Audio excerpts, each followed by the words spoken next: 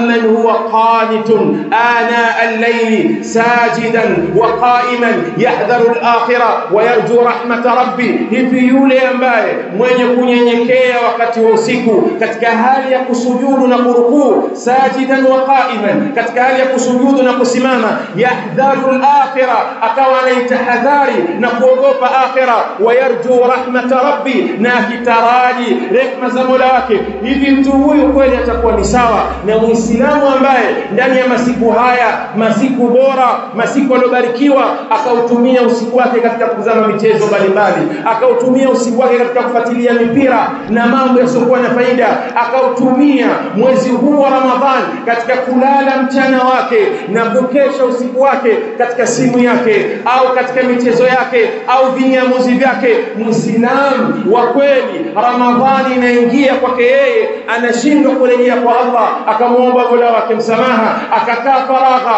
akajitia aliyoyafanya katika ujana wake, yale yaliyompita katika wajibati, mambo ya wajibu juu yake, yale aliyofanya uzembe katika mambo ambayo Allah amempa haki na kumsimamisha yeye kama ni kiongozi. Anashindwa Muislamu katika masiku haya bora, masiku machache, kukaa faragha na Mola wake, akaihitimisha kitabu cha Allah, akakihitimisha kwa kukisoma, kadhalika kwa kukithirisha ibada. Ni msiba mkubwa ulioje.